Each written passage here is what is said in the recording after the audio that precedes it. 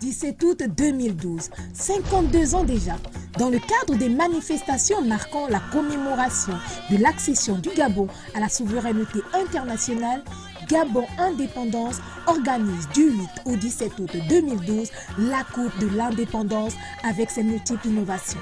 La compétition verra s'affronter les sélections provinciales suivantes. Requin du Congo, Mbila Soukou, Eviso, Stade Bombé, Mounaji 76, Aigle de Belinga, Banyugi Balolo, Stade Mandji et enfin Nzamboga. Le tirage au sort se déroulera le lundi 6 août dès 21h sur les plateaux de Gabon Télévision en présence des représentants des 9 sélections provinciales. Le coup d'envoi de la Coupe de l'Indépendance sera donné le mercredi 8 août 2012 à 14h au stade de Monédan par le ministre de l'Intérieur, président de Gabon Indépendance, M. Jean-François Ndogou. Infoline 07 96 81 55 07 71 85 89. Gabonais, Gabonaises, férus du ballon rond, célébrons à l'unisson et dans le fair play notre indépendance.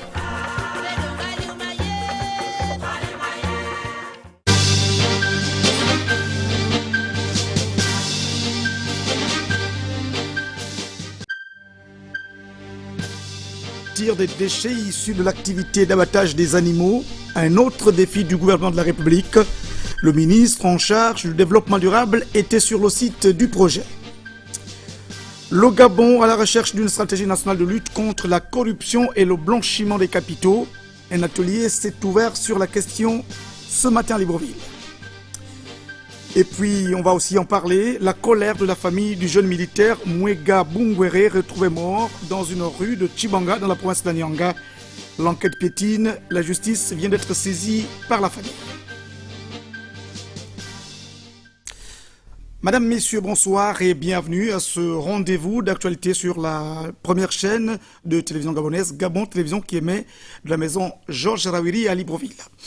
Nous allons d'abord ouvrir cette édition d'information avec ce communiqué de la présidence de la République sous le haut patronage, sous la haute présidence, s'il vous plaît, de son Excellence Ali Bongo Ondimba, président de la République, chef de l'État. Le Conseil des ministres se tiendra le jeudi 9 août 2012 à partir de 11h dans la salle habituelle du Palais de la Présidence de la République. Tous les membres du gouvernement présents sur le territoire national doivent prendre part à cette importante rencontre. Nous allons tout de suite visiter l'agenda du chef de l'État, Ali Bongo Ondimba, au Palais de la Présidence de la République. Il a reçu une délégation partie du Congo-Brazzaville au lendemain justement du sommet qui vient de se tenir consacré à la communauté économique et monétaire d'Afrique centrale. Pour les détails, bienvenue Miko, Hervé Mangomba, presse présidentielle. La délégation congolaise était conduite par le ministre d'État et directeur de cabinet du président de la République.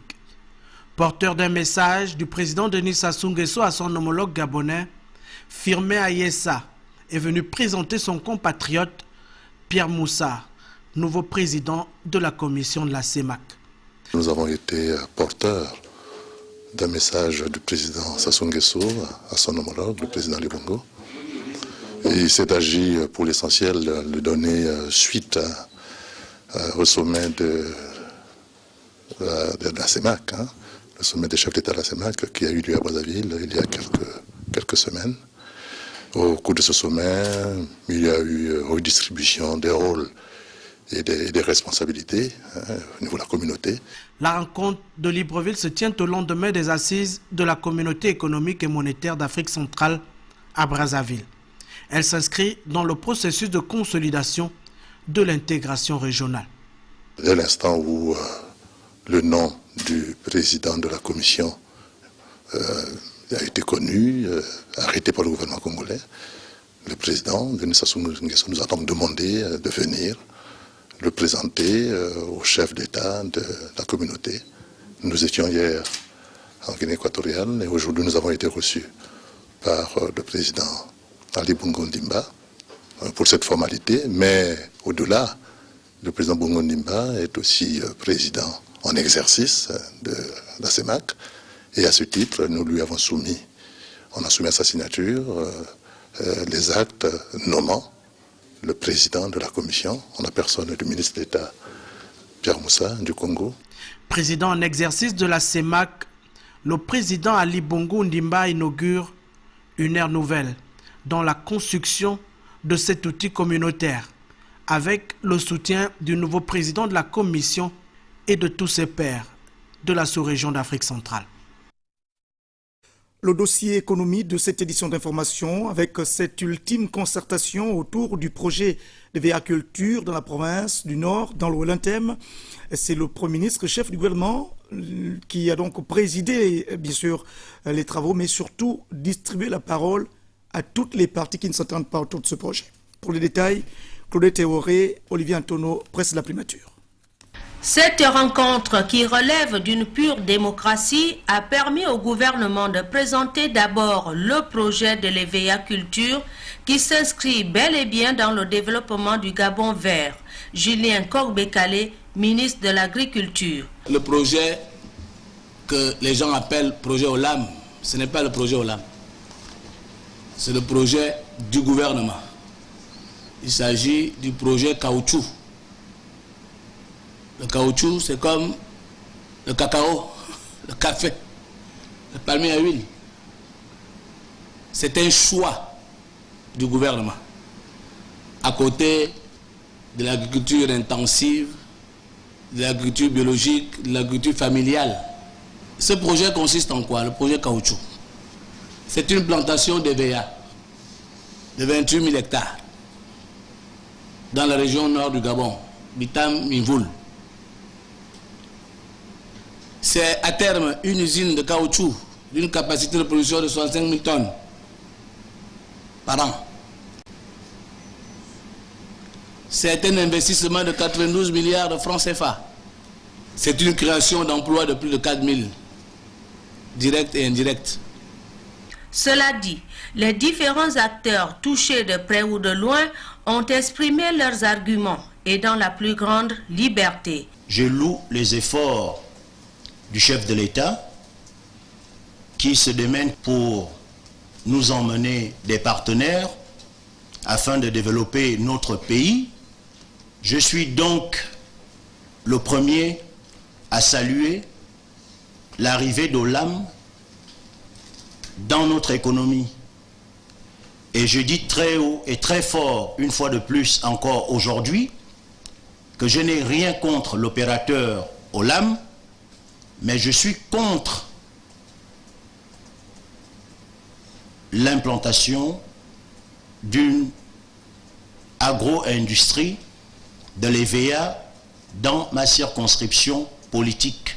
Quand nous lisons la presse, il ressort dans certaines presses que les populations de Minvoul disent non au projet.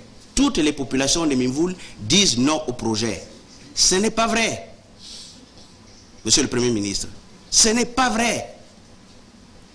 Je pense que si ce débat suit son cours aujourd'hui, c'est tout simplement parce que les Gabonais ont eu l'occasion, pour les uns la première fois, de voir deux députés d'un même camp, deux députés d'un même département, avoir des points de vue divergents sur un sujet, l'éviaculture, dans le département du Wellington et qui concerne également toute la province du Wellington. Des inquiétudes soulevées, oui, nous sommes tous concernés par ces inquiétudes. Mais ces inquiétudes ont été apaisées tout simplement parce qu'ils nous ont rassuré que l'éviaculture n'appauvrissait pas le sol, l'éviaculture ne posait pas un problème particulier. En analyse de projet, on ne voit pas les choses de court terme, mais à plus long terme. Il y a des étapes dans un projet. Il y a l'étape d'identification, de préfaisabilité et de faisabilité. Aujourd'hui, je suis content d'avoir les gens de OLAM ici. Parce que trop souvent, nous ne savons même plus à quelle étape ils sont. Précisons que les 10 échanges entre le gouvernement et les parties prenantes au projet ont duré plus de 5 heures d'horloge. Claude Théo et Olivier Antonio de la presse de la primature nous font également savoir que ces négociations vont se poursuivre au-delà donc de cette ultime rencontre présidée par le Premier ministre chef du gouvernement.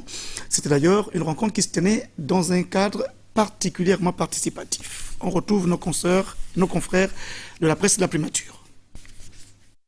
Hormis les planteurs, les élus locaux, les cadres et les autorités administratives de la province du Wellington, la réunion convoquée par le Premier ministre chef du gouvernement a également vu la présence des opérateurs économiques dont Olam et SIAT, des observateurs comme les ONG et la FAO.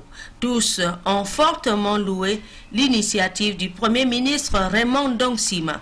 Le représentant de la FAO précise. Pour nous, au niveau de la FAO, c'est vraiment une initiative importante que nous saluons et que nous allons appuyer dans son processus. Et surtout parce qu'il illustre une des directives que nous appelons la directive pour la gouvernance responsable dans la gestion des ressources naturelles qui a été adoptée au mois de juin à Rome par l'ensemble des pays membres de la FAO, y compris avec la participation de la société civile, des ONG et de différents partenaires. Vu l'intensité et la qualité scientifique des débats, le Premier ministre, satisfait de l'issue de cette première rencontre du genre, a laissé ouvertes les discussions. Les échanges ont été fructueux. Je pense que le plus important était de permettre à toutes les parties de parler, de donner librement, tranquillement leurs arguments. Et ce premier exercice m'a satisfait dans la mesure où plusieurs personnes sont intervenues pour dire qu'elles étaient, disons qu'elles soutenaient le projet. Et il y a eu également beaucoup de personnes, un nombre égal de personnes est intervenu pour faire, disons, des observations et faire partager ses appréhensions sur le développement de ce projet. Espérons tout simplement que la prochaine retrouvaille marquera la fin de la polémique. Autre projet porteur d'énergie à faible coût, c'est lui qui devra produire du biogaz. Bien sûr, le site qui va abriter ce projet a été visité par le ministre en charge de l'économie durable. Pour les détails, Cyril Bertrand-Galeko, Médaringang. Construit à l'abattoir municipal de Vendo dans le quartier à Kournam, le système biodigesteur transforme un mélange d'eau et de déchets ménagers, d'éjection animale et fluents agro-industriels. Ce projet est basé sur un modèle camerounais. L'objectif de cette initiative, contribuer à la production d'énergie nécessaire au fonctionnement de l'abattoir et de sa base de vie. Mais comment produire de l'électricité à base de déjection animale et à moindre coût? Le système biodigesteur a l'avantage qu'il va prendre la matière fécale qu'on mélange à l'eau douce, à l'eau plate, et on la met dans son ventre. Elle y séjourne 2 à 8 semaines. Et à partir de là, le gaz s'échappe. Et c'est un gaz qui est comparable au méthane du gaz de pétrole. C'est facile à tout le monde. Que même la personne qui est au village et qui a un bœuf, qui a 1 ou 2 cochons, qui a 4 ou 5 poules, peut produire de l'énergie à partir des défections de ces animaux qu'il a à la maison.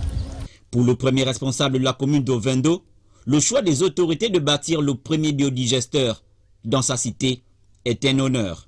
Et pour une première dans le Gabon, on n'a jamais vu ce qui va se passer, où on va produire de l'électricité à base de déchets. Vraiment, nous attendons tous avec beaucoup d'impatience. Donc, merci encore au président.